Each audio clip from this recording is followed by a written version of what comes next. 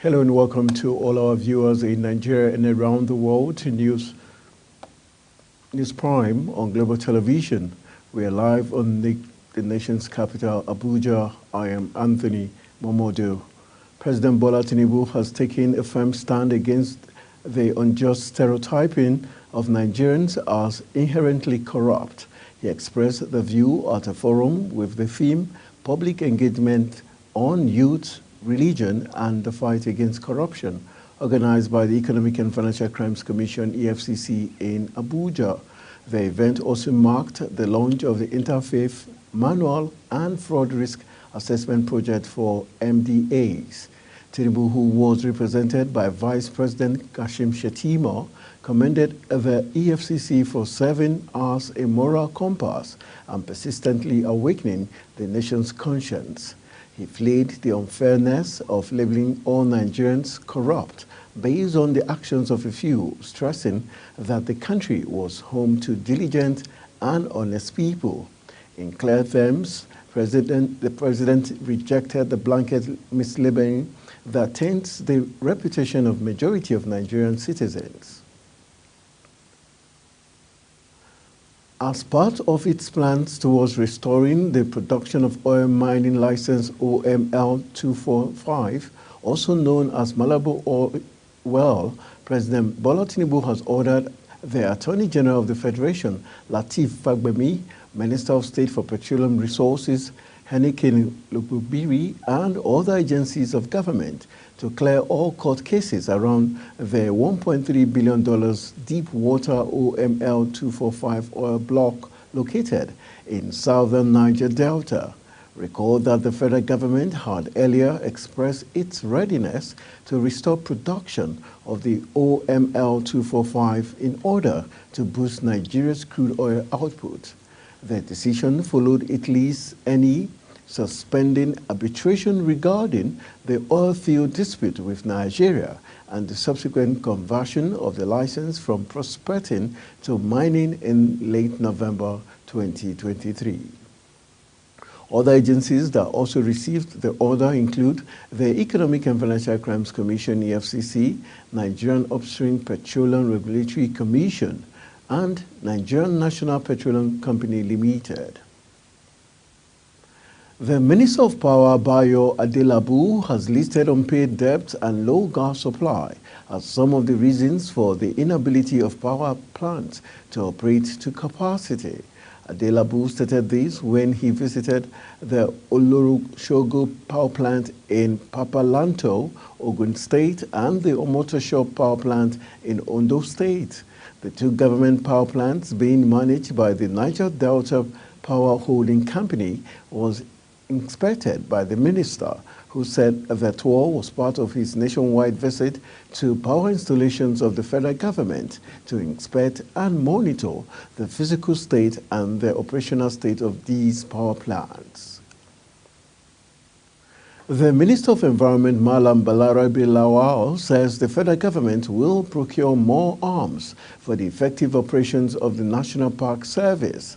The minister disclosed this on Thursday when he paid an official visit to the headquarters of the NPS and the National Biosafety Management Agency in Abuja. The minister disclosed that there is an ongoing collaboration with relevant agencies to clean the forest of bandits, illegal miners, and the coastal areas where oil theft take place. The minister charged the MBMA to be more proactive in its approaches and to engage more in research to curb the inflow of unwanted genetically modified foods. And still in the news, the Minister of State for Petroleum Resources, Henneke Lukubiri, has confirmed that negotiations are on to finally end the dispute surrounding the OML 245 for the block to resume production in the national interest. Lukubiri disclosed this in Abuja as he revealed that parties in the deal are currently negotiating to end the over 28 years crisis and litigations surrounding the prolific oil block in the next 1 month. Kike Lomo Okere has the rest of the story. In the light of recent discussion and misconceptions surrounding the resolution of issues surrounding OML 245, the Minister of State for Petroleum has offered clarity and dispel any misinformation that might have risen. It says the OML 245 is a significant oil block within the nation's territory, which has been subject to various litigation and discussions across different jurisdictions. It says the core issue resolved around the agreement between the federal government, Shell and ENI, wherein the federal government facilitated the transfer of rights from Malabo to Shell ENI in exchange for consideration. This process was conducted transparently in accordance with established legal frameworks. The minister revealed that throughout the legal proceedings, there has been no evidence indicating any criminal liability on the part of the federal government or any involved parties. All legal battles across multiple courts have concluded with outcome affirming the absence of criminal wrongdoing. And so when they say I mounted pressure, I didn't mount pressure on anybody, but it is important that we resolve the problems. What is the problem among the parties about OML 245? We took ENI and other people, including Malabo and others, to courts in different countries. Like I said earlier, in Canada, in Milan, in the UK, in Switzerland. We lost all because there's no evidence to prove any case of corruption. And this block has been like that for the past 28 years. All of us, I'm sure, graduated before we're 28. So how can you have one block that could actually change the life of Nigerians? A very prolific block. That has been tied down for 28 years. What are the issues? Even if we continue with all the cases, the ones you had, he had no evidence. And so he lost all. And all these things happened within the last administration. And even if you guys get hold of, the book written by Malami, he himself said we were wrong. The idea of taking these things to different courts was wrong, but there's no evidence.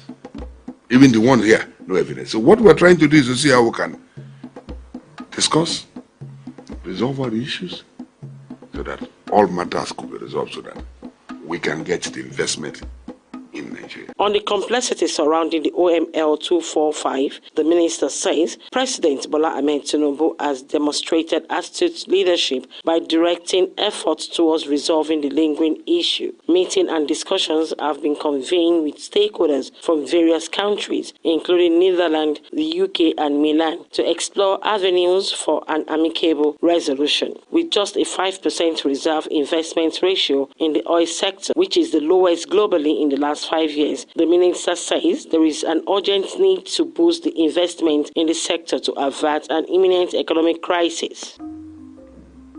If you go to Brazil, it's 115%. If you go to Mozambique in Africa, it's 92%. If you go to Angola, it's 46%. If you come to Nigeria, 5%.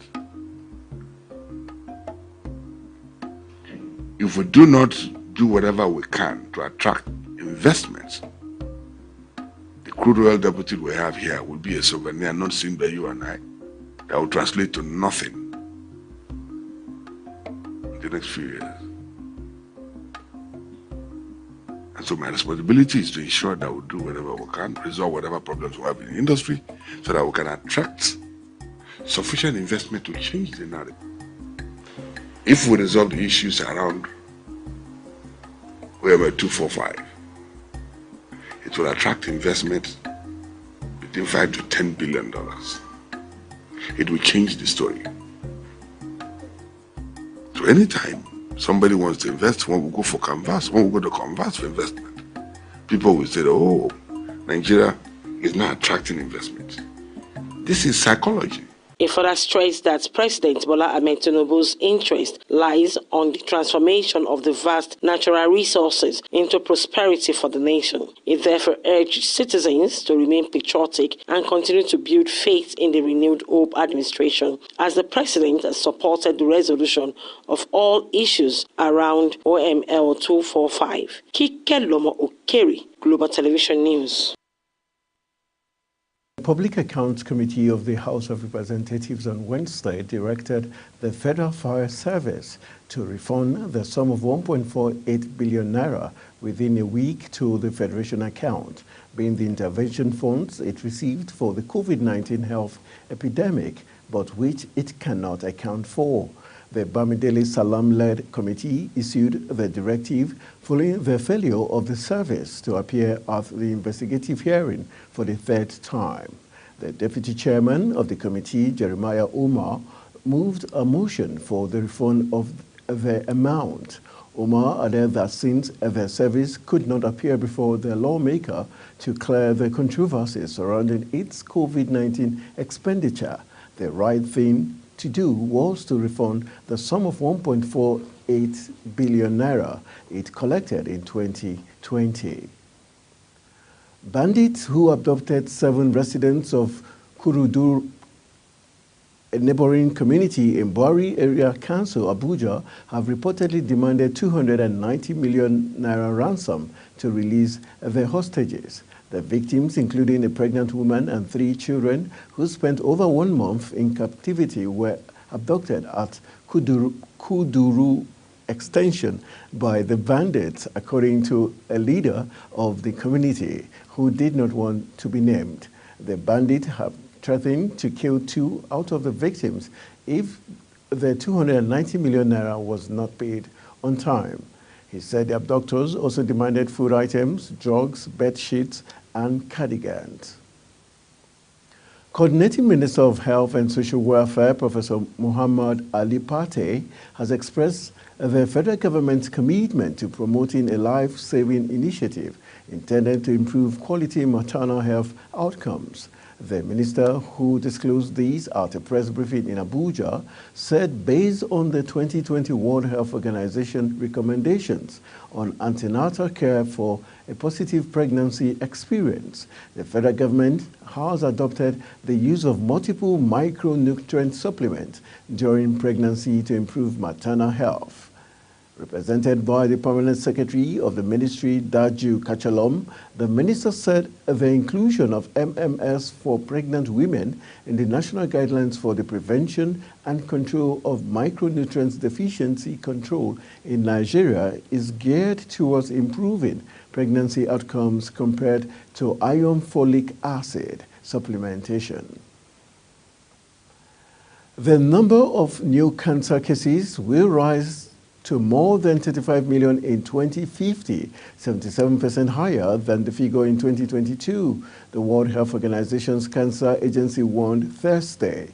The WHO International Agency for Research on Cancer cited tobacco, alcohol, obesity, and air pollution as key factors in the estimated rise. Over 35 million new cases are predicted in 2050, a statement said. It's a 77% increase from some 20 million cases diagnosed in 2022. The rapidly growing global cancer burden reflects both population aging and growth, as well as changes to people's exposure to risk factors, several of which are associated with socio-economic development. UNICEF has said it is set to dole out the needed technical support and policy framework that would help address poverty and revamp the social protection system in Abia State. The intervention is in collaboration with the European Union and the International Labour Organization, ILO. UNICEF expressed concern over the growing poverty rate in the country, stressed the need for homegrown solution in addressing the menace. Social policy specialist UNICEF Nigeria Abuja, Shegu Tekun, stated this when a delegation from the UNICEF, EU and ILO met with Governor Alex Oti in Abia, as UNICEF pledged support for the state government by putting in place policies and legislative framework that would help address poverty and improve social protection.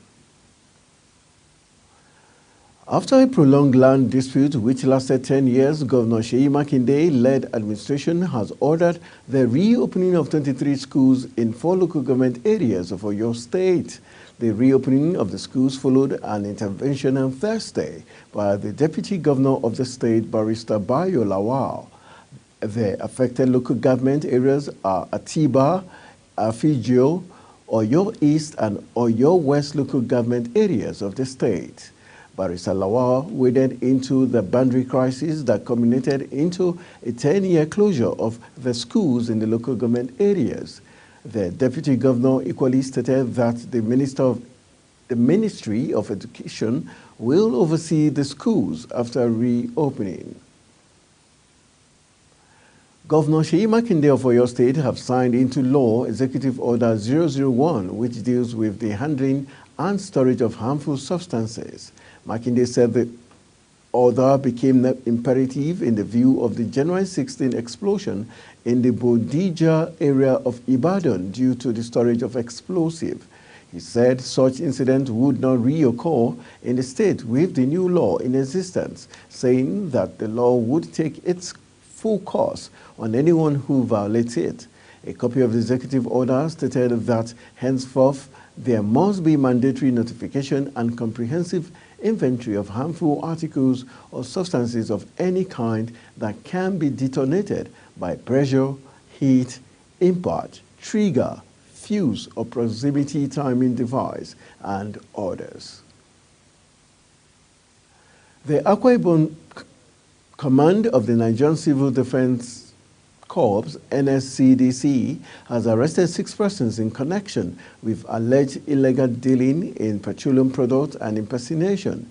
Its commandant, Eluyemi Oluwade, who addressed a news conference on Wednesday in Uyo, said that the suspects were arrested along the Calabar-Itu Highway on January 29 by operatives of the Anti-Vandal Squad. He said that the command also impounded a truck used by the suspect to convey the illegal products and a vehicle used as an escort. The NSCDC commandant said the suspects disguised themselves as a joint task force of a security agency and were found with a truck conveying about 45,000 liters of diesel to an unknown destination without the requisite documents. The Nigerian Army and the International Committee of the Red Cross have resolved to strengthen partnership with the areas of security and humanitarian assistance in troubled areas across the country. The partnership will also involve strengthening respect for international humanitarian laws to expand the frontiers of peace and stability in Nigeria. The commitment was reinforced when the Chief of Army Staff, Lieutenant General Tarid Lagbaja, received the ICRC delegation in Nigeria led by Yan Bonzon at the Army headquarters Abuja. In his response, the COAS appreciated the ICRC for its commitment to the provision of humanitarian aid to improve the living conditions of victims of conflict. The Nigerian Army has seized about 5 million liters of stolen crude oil worth billions of naira, a senior Army official has revealed. Major General Jamal Abdulsalam, the General Officer commanding Nigerian Army Port Harcourt, led newsmen to the location of the seized petroleum product in Oyibo Rivers. He said troops discovered an intelligence report that uncovered a massive illegal refining site in a dense forest at the Kokom community in Oyibo. The senior officer stated that intelligence reports revealed that the involvement of oil thieves and pipeline vandals who were supported by individuals who are bent on undermining government's effort.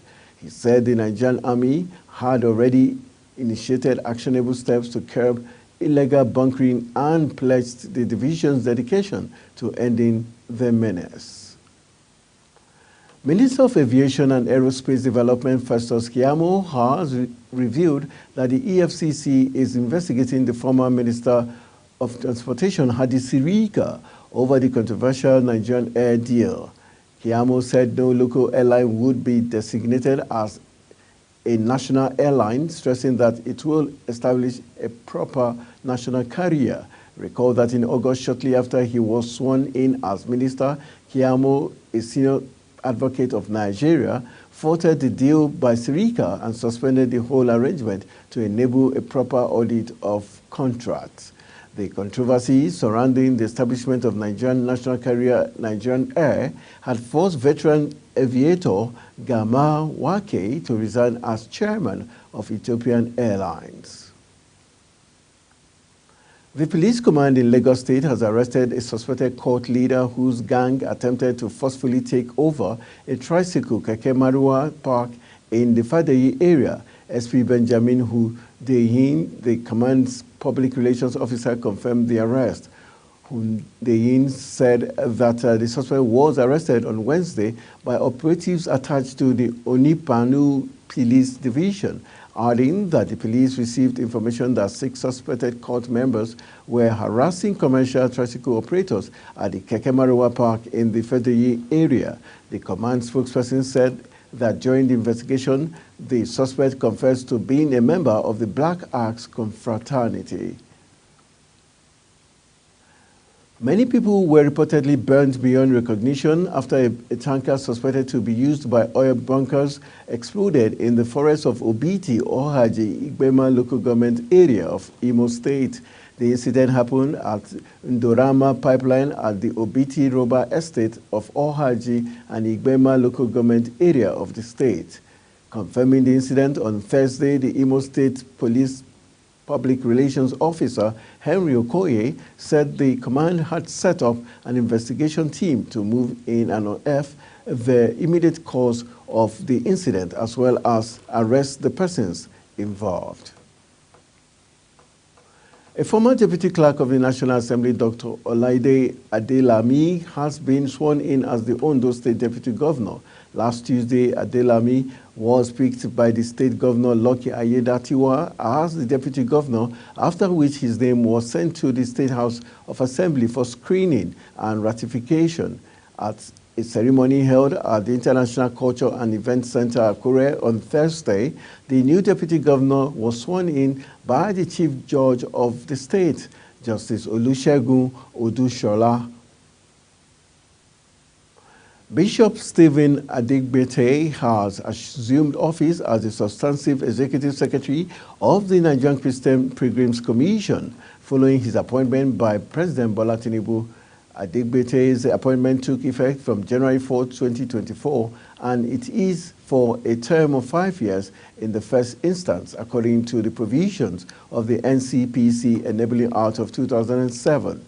In a letter signed by the Secretary to the Government of the Federation, Senator George Akume, President Bola Tinubu appointed Agbete as Secretary to the Commission for an initial term of 5 years, according to Section 2, subsection 1C and Section 4, subsection 1 of the Nigerian Christian Pilgrims Commission Act 2007, with the appointment to take effect from January 4, 2024. Adigbete, until his appointment, was the chairman of the Lagos State chapter of the Christian Association of Nigeria, CAN.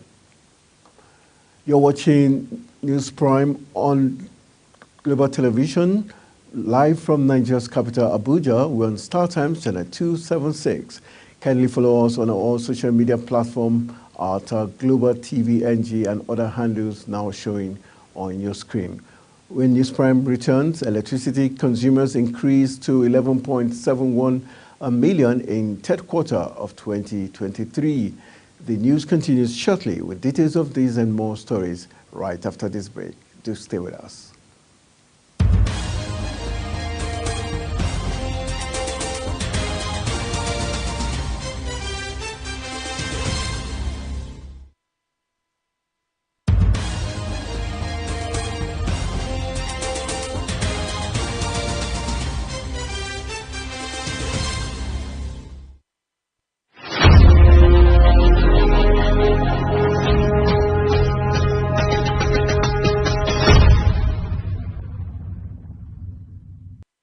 Welcome back. If you're just joining us, this is Global Television bringing you live broadcast of a News Prime. Thank you for staying with us. And on the foreign scene, barely a week after the International Court of Justice deliberated on South Africa's case against Israel, accusing it of contravening the Convention of Prevention on Genocide, the Embassy of the State of Palestine to Nigeria has sued for peace, insisting that for peace to return to the war-torn Gaza Strip, The Palestinians and Israelis have a shared responsibility and benefit. Ambassador Abdullah Abu Shawash made these remarks during the press briefing in the nation's capital, Abuja. Global Television correspondent tells us more. While blaming the Israeli incubation of 1948 as the genesis of the current crisis in the Gaza Strip, Palestinian ambassador to Nigeria, Abdullah Abu Shawash, said the Palestinian people were not in support of the violence approach of the Hamas organization. This cost us thousands of our innocent people that have been killed in West Bank, where is Hamas not ruling and where is no one called Hamas, or there is no military resistance there. So we are in favor of not the military resistance. We are in the PLO, President Abbas, day and night mentioning that we are in favor of the civilian resistance, peaceful resistance, non-violence resistance. But Ambassador Abdullah commended South Africa for their support and expressed confidence that if the ruling of the International Court of Justice is fully implemented, the war in the Gaza Strip will come to an end and Israel will be served justice for her violations of the International Convention on Genocide. Many thanks to South Africa with political leaders and people for their strong stance in upholding international law and holding Israel accountable for its crime. He also frowned at the decision of the international donors to suspend their donations to the detriment of the suffering Palestinians based on Israeli allegations of 12 officials of the United Nations Relief and Works Agency involvement in the October 7 attacks. These same countries, after 4 months of the running carnage by Israel, did not suspend their military assistance or condemn Israeli genocidal act against the innocent Palestinian civilian. This is another practical example of the double standard and hypocrisy. On the 118th day of the Israel-Hamas war, the casualty toll has risen on the part of the Palestinians to 26,751 killed and 65,636 persons injured, with 11,500 children. This rising death toll is of grave concern, thus the need of a lasting truce for the sake of humanity. Anthony. All 27 European leaders have agreed to a 50 billion euros aid package for Ukraine, European Council President Charles Michel said, adding that the agreement locks in steadfast, long-term, predictable funding for Ukraine. There had been fears that Hungary's Prime Minister Viktor Orban would block the aid package as he had done already at the European Summit last December. Orban had said he wanted to force a rethink of EU policy towards Ukraine and questioned the idea of committing to fund Ukraine for the next 4 years. Ukrainian President Volodymyr Zelensky said he was grateful to EU leaders, highlighting that the decision was taken by all 27 leaders. Donald Trump's attempt to bring a case in the UK court against a former M16 officer who wrote a salacious dossier linking him to Russia has failed. He had been seeking to use data protection laws to sue Obis Business Intelligence Limited, the company run by Christopher Steele. Steele compiled the dossier in 2016, which included unproven allegations about Trump. In bringing the lawsuit, Trump said the dossier contained allegations that were inaccurate and breached his data protection right. He added that he had not had the time to sue in the UK before 2023 because he had been busy being president. Anthony White, KC for Orban, told the court in October that Trump had accepted that the company was not responsible for BuzzFeed's publication of the document. Let's turn to business. The Naira depreciated to 1,490 Naira per dollar in the parallel market from 1,470 Naira per dollar on Tuesday, approaching the 1,500 Naira threshold. However, the Naira appreciated to 1,455 Naira 59 kobo per dollar in the Nigerian foreign exchange market.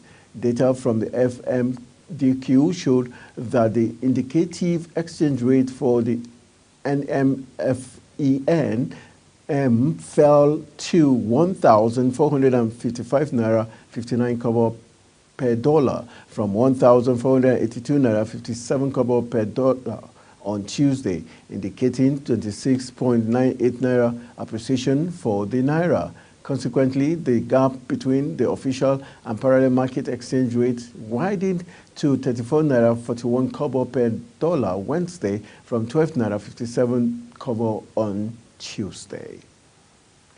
Amid its fresh moves to stabilize the nation's volatile exchange rate, the Central Bank of Nigeria has ordered deposit money banks to sell their excess dollar stock latest February 1st, 2024. The CBN, which made the disclosure in a circular release on Wednesday, also warned lenders against holding excess foreign currencies for profit. According to officials, the central bank believes some commercial banks hold long-term foreign exchange positions to enable them profit from the volatile movement of exchange rate. The latest circular came barely 48 hours after the CBN released a circular warning banks and FX dealers against reporting false exchange rates, among others.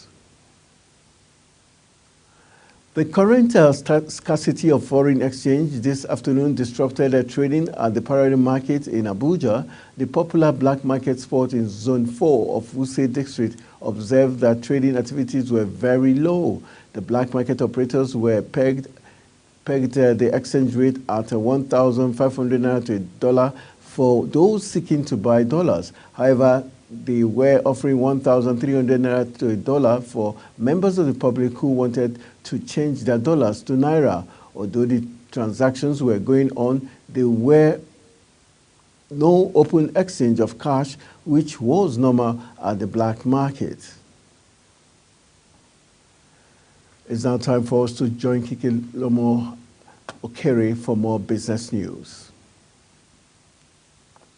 After the hurried meeting held behind closed doors, Senator Abiru says the state of the economy, especially the inflation index, is of great concern to the lawmakers. Senator Abiru added that they have deliberated among themselves and critical issues has been addressed, and they believe that the next line of action is to summon the Governor of Central Bank of Nigeria on Tuesday at 3 o'clock to brief the Senate properly on the state of the economy. He added that they are resolved and will communicate to the Governor of the Central Bank of Nigeria, after which they will have further communication with the member of the press. Lining the major issue of the economy is the way the inflation index has been, and of course it's of major concern to us.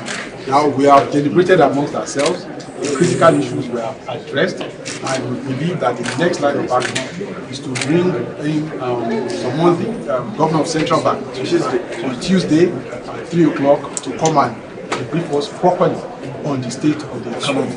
That we have resolved and we communicate to the Governor of the Central Bank, after which we now have a further conversation with members of the press. Kike Lomo Okere, Global Television News. And moving to the exciting world of sport, former champions Nigeria, Democratic Republic of Congo, Ivory Coast and South Africa have earned the right to be favorites in the African Cup of Nations AFCON quarterfinals on Friday and Saturday. But given a tournament in which 7 of the top 10 ranked teams, led by 2022 World Cup semi-finalist Morocco, have been eliminated, the tag could prove a curse. The ties with Guinea and Mali hoping to go one step further after previously being runners-up, while Angola and Cape Verde pursue their first AFCON semi-finals appearances. Many of the biggest stars at this year's African Cup of Nations have already been eliminated before the quarterfinals, but the continent's reigning player of the year, Victor Osimhen, is still standing as he aims to lead Nigeria to the title. The 25-year-old Napoli striker may have been the obvious bet to finish as the tournament's top scorer, having netted 10 times in the qualifying and twice as many goals as the next most prolific marksman. Osimhen scored in Nigeria's first match in Ivory Coast, which ended in an underwhelming 1-1 draw against Equatorial Guinea. He won the penalty, which Captain William Troost-Ekong scored the 1-0 victory over Ivory Coast, and then played all 90 minutes of the final group game against Guinea-Bissau when he could well have been rested. The coach of the Super Eagles, Jose Peseiro, has confirmed that goalkeeper Stanley Nwabali will be facing a late fitness test ahead of the 2023 African Cup of Nations quarter-final match against the Palangras Negras of Angola on Friday, February 2nd. Peseiro told journalists on Thursday in Abidjan at a news conference that a decision would be taken. He said that if Nwabali fails to make it, he will play Francis Ozoho instead. The Portuguese tactician said he has confidence in playing any of the goalkeepers in camp because he trusts all of them. He, however, explained that the only match they will be with a 50-50 chance is the quarter-final clash with the Palangras Negras of Angola. Let's now join the sports desk for more sporting stories. All right, those will come in subsequent bulletin. That's it on News Cycle, and that's it on News Prime. And it came to you live from Nigeria's capital, Abuja, on Star Times, channel 276. Kindly follow us across all social media platforms using Global TV NG and other handles now showing on your screen. I am Anthony Momodu saying thank you for watching and see you soon.